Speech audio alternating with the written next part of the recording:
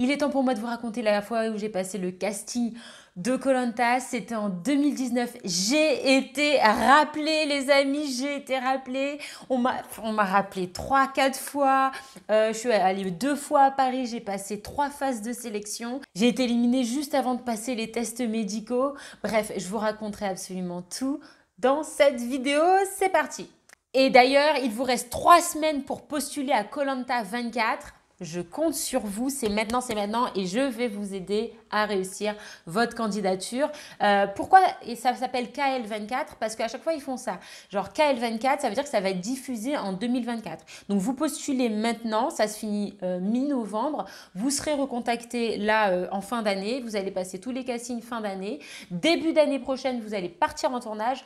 Ils vont faire les montages et tout courant 2023 et ça va être diffusé en 2024. C'est pour ça que ça s'appelle KL24. Là, vous postulez pour l'émission qui sera diffusée en 2024 et que vous allez tourner en principe début 2023. Voilà, si ça se passe toujours comme d'habitude. Tout d'abord, pourquoi j'ai postulé à koh? Donc, c'est une émission que je regarde depuis la toute première saison. D'ailleurs, à cette époque-là, c'était pas Denis Brognard qui animé l'émission, c'était vraiment l'émission familiale, on adorait ça et participer à koh, ça aurait été vraiment, j'aurais rendu fière toute ma famille, en tout cas mon frère et ma mère tout particulièrement, petite dédicace si vous passez par là et c'était vraiment le rêve d'une gamine finalement. 2019, je me sens enfin prête à postuler. Et là, pourquoi je vous en parle? Je vous en parle parce que je ne veux plus du tout postuler à koh. Depuis, vous savez, la dernière émission, là, les 20 ans de koh avec Claude Dartrois, etc., toute la bande de tricheurs. Déjà, l'émission a été spoilée dès le départ. Bref, je ne vais pas rentrer dans les détails, mais j'ai été très déçue de cette émission. Mais au-delà de ça, pour moi maintenant, koh ce sera à vie entaché par cette triche qui a été révélée au grand jour. Triche par des grands champions. Maintenant, j'ai l'impression que si je participe à koh, je serai associée à tous ces guignols et que cette émission n'a plus, en fait, ne véhicule plus toutes les belles valeurs que je voyais avant. J'ai peur de ça. Donc, pour le moment, voilà, je préfère ne plus postuler et je vous transmets tout ce que j'ai compris du casting pour que vous réussissiez votre casting. Allez, go! Et ce que je viens de vous dire, n'allez pas leur dire ouais, l'émission est entachée, blabla. Vous fermez votre bouche. Bon, alors, c'est parti, je vous raconte tout. 2019, je me sens prête, je venais de perdre 20 kilos, je me sentais fraîche comme jamais, je me sentais forte aussi, je venais de découvrir la musculation. Bref, je vous montre les photos de moi à cette époque. Bam, bam, bam. Bon, je me trouve toujours canon, hein, je suis toujours à peu près pareil. Mais c'était la première fois que j'étais plus en surpoids et en obésité, donc je me sentais particulièrement canon, quoi. Je me suis dit, voilà, là, je reprenais confiance en moi, j'étais pleine d'énergie, je l'ai toujours été, mais je l'étais encore plus. Bref, je postule et qu'est-ce qui se passe? Quelques jours avant, je vous mets les dates, je vous mets les captures écran, quelques jours avant la fin du casting, je voulais dire que quelques jours avant, j'ai reçu le fameux appel. Je vous mets des captures écran du courrier que j'ai fait. J'ai aussi joint des photos de moi. Ils en ont demandé 3. J'en ai joint beaucoup plus. À l'époque, c'était par format papier. Là, vous verrez, vous avez un nombre limité en termes de mégaoctets pour l'envoi de votre dossier. Donc, respectez, de toute façon, respectez tout ce qu'ils ont dit. Il y a un nombre limité en termes de mégaoctets et il y a un nombre limité en termes d'envoi de candidature. Vous devez envoyer qu'un seul courrier. À l'époque, par papier, vous pouviez éventuellement en envoyer plusieurs. Donc voilà. Vous remplissez, donc en principe, vous l'avez déjà fait. N'hésitez pas à m'appeler. Vous allez sur mon site medsigne.com, rubrique inscription et contact, et vous prenez un appel d'une demi-heure ou 1 heure avec moi. On en parle par téléphone pour que vous personnalisiez votre courrier. Mais l'idée, c'est que vous soyez authentique dans cette lettre. Moi, ce que j'ai essayé de faire, c'est montrer qui j'étais, être authentique, mais surtout, j'ai essayé de faire de l'humour et mettre un peu de peps. Parce qu'il ne faut pas oublier que koh, c'est une émission de divertissement. On est là aussi pour faire le show. Donc, si tu es dépressif, tout le temps nerveux, etc., et que tu le montres dans ton courrier, que tu es ennuyant, chiant à crever, même si tu es chiant à crever dans la vie, pour les castings et sur le courrier, essaye d'être dynamique. Faut que tu divertisses. Il faut que tu dises, moi, je vais divertir une partie de la population. Alors, ils ne cherchent pas que des profils comme le mien, jeune, métis ou quoi. Ils vont chercher tout type de profil parce que l'idée, c'est de s'adresser à une certaine catégorie de la population. Donc, essayez de voir à qui vous ressemblez et à jouer à fond cette carte. Si vous êtes quelqu'un d'intello, jouez à fond la carte de l'intello. Moi, je suis hyper extravertie, j'ai essayé de jouer la carte de la meuf très extravertis. Il y en a qui vont être les vieux grincheux. Tu joues à fond. Ouais, moi, de toute façon, mais tu le joues à fond, tu vois. Et ne t'invente pas une vie, mais joue-le à fond. Parce que, pourquoi je te dis ça, moi en plus qui ai fait du théâtre, que genre, franchement, quand tu te retrouves face aux caméras, face au jury, je vous parlerai de tout ça, tu paniques. Donc si tu t'entraînes pas dès le départ à être à fond, moi je me suis un peu éteinte. Il y avait Alexia Laroche-Joubert, je vous raconterai, en face de moi qui me parlait, j'étais là, attends, elle n'était pas dans la Star Academy, elle est en train de me parler, vraiment. Et j'ai essayé de, tu vois, genre de cacher le truc, mais j'étais en panique totale. Je me serais un peu plus préparée psychologiquement à affronter tout ça. J'aurais pu être top, tu vois. Je sais que je me suis éteinte à un moment donné. Donc je vous expliquerai tout ça. Bref, tu envoies ton courrier et après, déjà, il faut être hyper chanceux pour être rappelé. Putain, j'ai été rappelée! J'ai été rappelée. D'ailleurs, je vous mets toutes les étapes de cette vidéo, le programme de la vidéo. Vous cliquez là dans la description, vous aurez tout le plan. Si vous voulez passer des étapes, aller directement à certaines étapes, vous vous y retrouvez. Tout est en bas dans la description. Tu as juste à cliquer à l'endroit de cette vidéo où tu veux aller directement. Tu peux zapper des étapes. Va dans la description. Bref. Donc, on me rappelle. Et là, on t'appelle en numéro masqué. En numéro masqué. Donc, fais pas la connerie de bloquer les numéros masqués. Ne bloque pas les numéros masqués sur ton téléphone. Et si c'est un numéro anonyme, c'est peut-être Koh Lanta. Ils m'ont appelé. Putain, j'ai loupé l'appel. Tu vois pas que j'ai loupé l'appel? Donc, ils m'ont laissé un message sur le répondeur. J'ai rappelé vite. J'ai rappelé vite parce que moi, j'ai des amis, ils ont été rappelés comme ça. Ils ont laissé un message sur le répondeur. Si tu rappelles pas vite, il passe à quelqu'un qui a répondu plus vite que toi. Je suis là, putain, j'ai loupé l'appel. Vite, vite, je les rappelle, tac, tac, tac. Oui, machin, casting de colonne, ta. Bref, j'étais tombée sur le répondeur ou sur quelqu'un, je sais plus, parce que j'ai rappelé plein de fois. Et bref, en tout cas, ils m'ont rappelé. Et là, tu passes la deuxième étape de sélection. Moi, j'appelle ça la deuxième étape de sélection. En gros, la première étape, tu envoies ton courrier, on te rappelle pas. On te rappelle, super, tu passes à la deuxième étape. Deuxième étape, on t'appelle. Et là, on te pose plein de questions, mais sur ce que tu as écrit sur ton courrier. Ah, vous aviez dit que vous faisiez du tennis. Ah oui, l'idée, c'est pas de redire ce que tu as dit dans le courrier. Oui, tu redis ce que tu as dit dans le courrier parce qu'ils veulent bien vérifier que c'est toi qui as rédigé, que tu maîtrises ton truc, tu vois, tu t'es pas fait passer pour quelqu'un.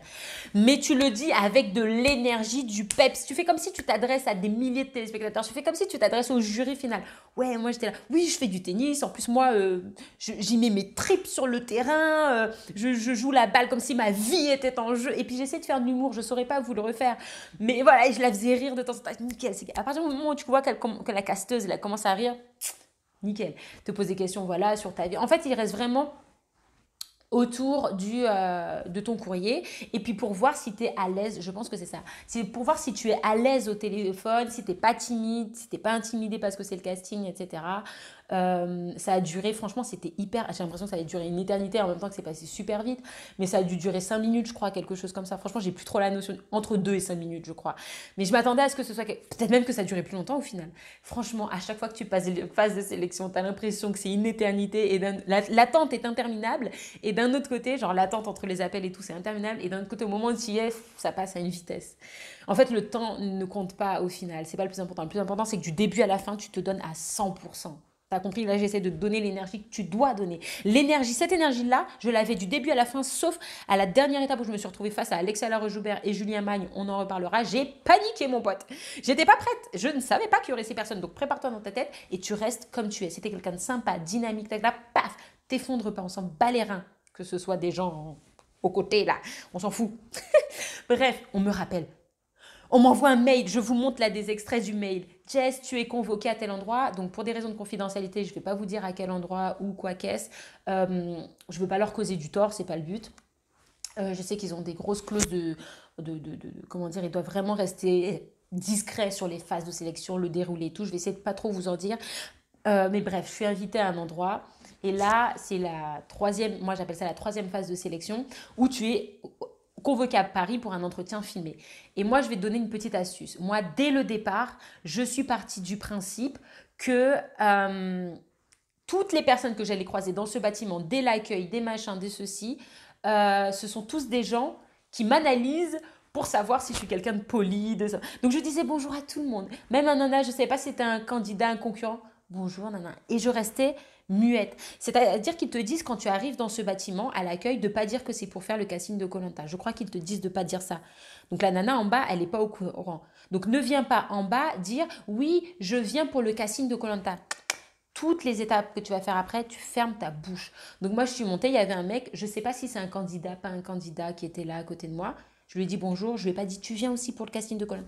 J'ai rien dit. Je pense qu'ils analysent ça. Ils veulent voir si tu sais fermer ta bouche. La confidentialité est très importante, d'accord? Je vous en parlerai plus tard, mais la confidentialité est très très importante dans toutes les phases de sélection jusqu'au moment où vous allez partir et même quand vous allez revenir. Mais on en reparlera. Donc j'arrive et là, il fallait que j'apporte une clé USB avec des photos dedans et il me semble une vidéo. Vidéo que je vais vous montrer là. Je vais vous la mettre et je vais vous la montrer la vidéo. Je vais la filmer sur mon ordinateur, ce sera plus simple. Je vais vous montrer, en fait, c'est une vidéo que vous devez faire pour vous présenter. Je pense que c'est quelque chose qui va les inspirer après derrière pour faire votre portrait, etc. Je pense que c'est ça. Je vous montrerai, j'avais fait une super vidéo, malheureusement, voilà. J'ai pas été prise, mais voilà, je vous montrerai ma vidéo, ça vous donnera des idées. Euh, donc après, tu passes là et tu passes avec un caméraman. Je ne sais pas si c'est un caméraman qui sera sur l'île ou pas avec vous quand vous partirez sur l'émission, mais partez du principe que c'est un caméraman qui sera sur l'île avec vous. Partez de ce principe-là. Et vous devez séduire ce mec-là, parce que ce mec-là aussi, il a son mot à dire. Est-ce qu'il a envie de passer 40 jours avec un connard, une salope, une nana pas polie, désagréable, ou voilà, donc essayez d'être sympathique. Moi, de toute façon, naturellement, je suis très sympathique, donc j'ai pas eu à me forcer. Mais si vous êtes quelqu'un de pas très sympathique, essayez d'être sympathique avec la personne. Dites-vous, vous allez peut-être rester longtemps avec cette personne, d'accord? Et là, il te pose plein de questions. Mais moi, il me posait des questions genre à la chaîne. Ouais, si un candidat te fait ci, si un candidat te fait ça. Alors, les questions qu'on me demandait, c'est quelle stratégie je vais mettre en place pour gagner sur place? Pourquoi je veux absolument aller à koh Lanta? Pourquoi me choisir moi et pas une autre?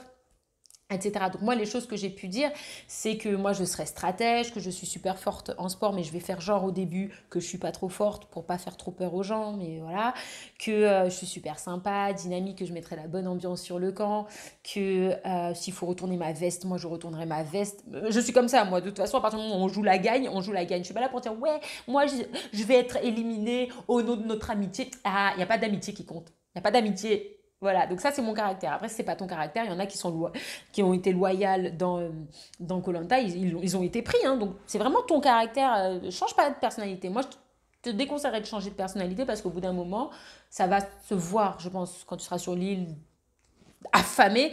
À un moment donné, il y a le pire et le meilleur qui va ressurgir comme ça un peu n'importe comment et il vaut mieux que tu montres vraiment qui tu es. Mais bref, j'ai été hyper dynamique, je répondais du tac au tac. Mais là, déjà, il a commencé à me poser une question. Il m'a dit, mais pourquoi j'ai participé aux Amours? Alors, je vous mets des photos et des vidéos, des extraits. Mais c'est vrai que quelques mois avant ou un an avant, j'avais été sélectionnée pour aller aux Amours. Alors, je ne sais pas si c'est ça aussi qui a porté préjudice, où ils se sont dit, mais pourquoi elle postule à koh Lanta? Peut-être qu'elle veut parcourir tous les plateaux télé, j'en sais rien. Peut-être qu'ils se sont cru aussi ils ont cru que j'étais en quête de buzz, peut-être, j'en sais rien. Mais c'est couillon parce qu'en plus, ce truc des amours, c'est juste, je passais, là, je marchais à Toulouse, en Toulouse, j'ai vu une affiche casting Toulouse, j'étais avec mon chéri, j'ai dit, ah bah tiens, viens, on va s'inscrire. Et ça s'est fait comme ça, en fait, on a été pris, ça s'est fait comme ça. Enfin, genre, c'était genre pas prévu, c'est juste je suis passée devant, j'ai vu, moi je saisis les opportunités, je vois le truc, bon bah vas-y, tu vois. Et peut-être qu'ils se sont dit, ah mais elle est passée à la télé il y a pas longtemps, on va pas la remettre à la télé après. Je sais pas comment, tu vois. Donc évite peut-être de faire des castings avant et de passer à la télé avant. Ou attends quelques années avant de candidater, quoi. Ce serait vraiment le conseil que je te donnerais. Bref, il m'a quand même pas mal posé des questions sur ce casting-là. Et lui, je crois qu'en soi, ça le dérangeait pas, mais je sais qu'il craignait un petit peu que ça dérange le jury. Et peut-être que ça a dérangé le jury, je sais pas. Ou alors, il faudrait que vous mentiez, que vous disiez que vous n'avez pas participé. Mais moi, j'ai pas préféré mentir parce qu'en plus, ils le disent dans les clauses que s'il s'avère que vous avez menti sur la candidature, ils risquent de vous éliminer. Enfin voilà, donc vous pouvez être disqualifié. Donc, je vous conseillerais d'être honnête. En tout cas, moi, je suis quelqu'un de très honnête, donc voilà. Bref, peu importe. Après ça. Alors, après, du coup, j'ai été prise et je suis allée retourner à Paris. Je suis retournée à Paris pour encore une autre phase de sélection. Mais ça, je vais vous raconter. Mais avant, ah oui, autre chose que j'avais oublié de vous dire, c'est, il m'a posé une question, il m'a dit qu'est-ce qui prouve que vous êtes motivé? Et j'ai répondu, j'ai dit, mais regardez, j'habite dans le sud et là, j'ai fait tous les kilomètres et tout. Il dit, oui, mais tout le monde me répond ça. Donc, c'est peut-être pas un truc à répondre, tu vois. c'est pas l'argument de, je sais pas pourquoi j'ai balancé ça, en plus c'est vrai, c'est nul à chier comme argument, mais je paniquais. Mais voilà, faut vraiment dire, je suis ultra motivée parce que ça fait des années que je rêve de postuler, je suis déter, c'est le moment ou jamais, je vais tout donner, je vais tout casser, j'adore cette émission. Euh, euh, J'en sais rien, faut trouver des trucs, quoi, mais autres que je me déplace, parce qu'au final, tout le monde se déplace au bout d'un moment, c'est sûr, c'est logique. Bref, donc après, je reçois un mail comme quoi j'ai validé cette phase de sélection et que je vais aller à la prochaine étape. Mais je vous assure que entre les mails, entre les rendez-vous, vous avez l'impression que c'est interminable. Genre, ce sont les plus longues heures et les plus longs jours de toute ta vie, tu vois. Et je sais que regardé d'autres vidéos, ils vont tous vous dire la même chose. Bref, et donc avant d'y retourner, je reçois un appel. Et là, petite astuce, je pense que c'est un appel pour vérifier ta sincérité. Ils me disent oui, c'est le casteur de koh enfin je ne sais plus qui, c'était une femme ou un homme, peu importe. Oui, donc il semblerait qu'il y ait une femme qui ait dit qu'elle était sélectionnée pour les castings de koh est-ce que c'est vous? Parce qu'apparemment, ce serait vous, etc. Et je pense qu'ils essayent de prêcher le faux pour savoir le vrai. Et que tu dises, ah mais oui, j'en ai parlé à 2 amis, c'est peut-être ça, non, non, non. Bref, si c'est vrai, tu dis rien. Mais moi, de toute façon, j'avais parlé juste à mon chéri, à ma mère. Personne n'était au courant. Et jusqu'à présent, c'est la première fois sur les réseaux sociaux que j'en parle. Et ça date de 2019 parce que je voulais vraiment respecter cette confidentialité. Fermez bien votre bouche parce que les gens parlent trop. Et si ça se sait, vous êtes éliminé du casting. D'accord? En tout cas, moi, j'avais fermé ma bouche. Je savais que c'était pas moi, mais je me suis dit, pourquoi il dit ça? Je sais que c'est pas moi. Pour moi, c'est prêcher le faux pour savoir le vrai, pardon. Donc voilà. Et de là, voilà, il m'explique qu'après, il y aura des tests médicaux, etc. D'ailleurs, en parlant des tests médicaux, faites bien attention. Si vous fumez des joints, là, les cocaïnes, les machins, je ne sais pas si vous prenez des drogues. Prenez pas, parce qu'après, il y a des tests médicaux. Ils vont le voir dans votre sang, dans vos cheveux ou quoi, je ne sais pas. Bref, faites attention. Moi, j'ai une vie saine. Je bois très peu d'alcool. Je fume pas, même pas de clope. Voilà, j'ai une vie très saine. Aucun souci. Mais si toi, tu sais que tu es limite, fais gaffe à ça parce qu'il y a les tests médicaux. Bref, moi, je suis jamais allée à la phase de tests médicaux, mais je pourrais vous en parler. Je vous en parlerai dans une autre vidéo, les tests médicaux, etc. J'ai eu plein de témoignages, je connais des gens qui ont fait koh etc. Si vous voulez, je pourrais vous expliquer tout ça. Moi, là, je vais vous parler vraiment de ce que j'ai vécu. N'hésitez pas à aller sur medsigne.com, rubrique inscription et contact. Vous prenez un rendez-vous avec moi, appel téléphonique, 1 heure ou une demi-heure, et on en parle par téléphone. Ce sera beaucoup plus simple que là, en commentaire, etc. Mais si vous avez des questions, vous les posez en commentaire. Je répondrai soit en vidéo, s'il y a beaucoup de questions, je répondrai en vidéo, ou si c'est un petit truc rapide, je répondrai en commentaire. Vous inquiétez pas, je lis pour le moment tous les commentaires. Bref, donc je monte à Paris et je vous dis pas quel endroit, mais c'est un endroit qui est tenu secret. On vous demande d'ailleurs de ne pas divulguer l'adresse de cet endroit. Ce qu'on m'a demandé aussi, c'est en quittant cet endroit, on m'a dit peut-être que vous serez interrogé par des journalistes, etc., qui vont vous se faire passer pour des casteurs de koh. Ne leur répondez pas, ce sont des journalistes qui sont là pour essayer de trouver quels seront les futurs candidats à l'avance, ne répondez pas et tout. C'est hyper important en fait que le casting ne soit jamais dévoilé. Juste, arrête Gypsy, sors de là. C'est hyper important que le casting ne soit pas dévoilé avant le moment où eux, ils décident de dévoiler le casting petit à petit. Vous savez, après, ils diffusent les portraits.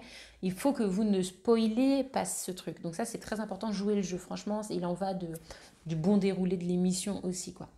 Si vous aimez cette émission, ne foutez pas tout en l'air, vraiment, sérieusement.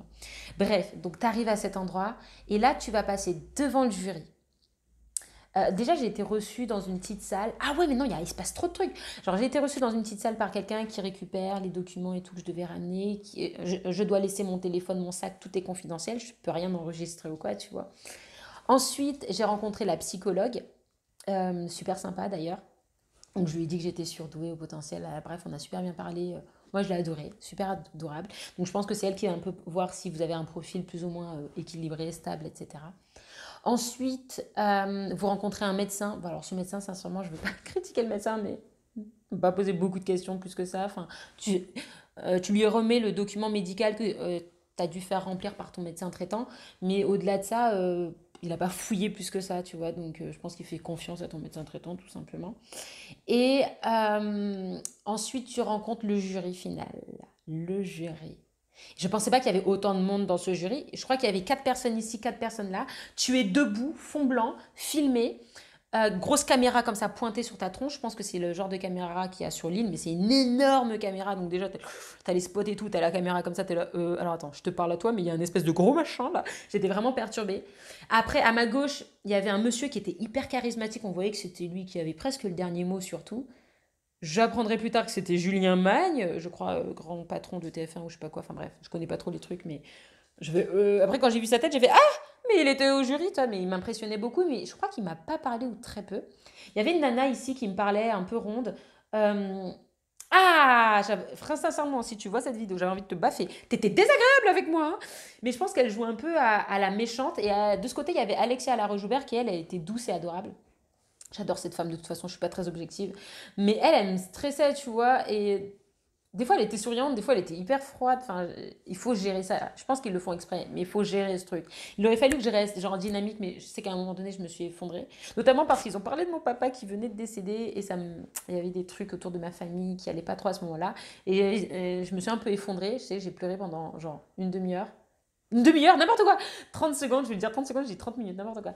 J'ai pleuré 30 secondes, après j'ai séché mes larmes et après je suis redevenue souriante. Mais je pense qu'il y a eu ce moment un peu de flottement où j'ai vraiment senti un avant-après. Donc voilà, je ne savais pas que ça allait me toucher comme ça.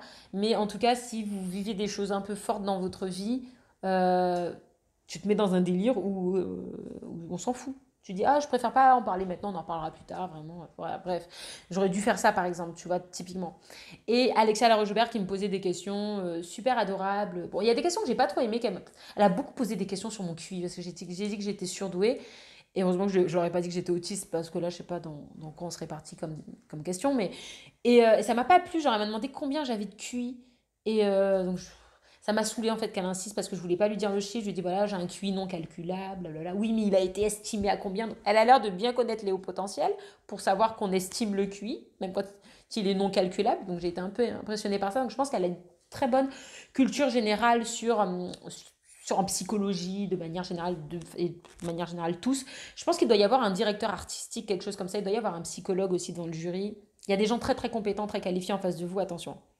Ça se voit. Moi, il y en a que deux qui me parlaient, les autres, ils me scrutaient, c'était impressionnant. On sentait qu'ils m'analysaient et je pense qu'ils essayent de voir, tiens, elle irait bien avec telle et telle. Parce qu'ils essayent de raconter une histoire, donc ils sélectionnent des personnages quelque part.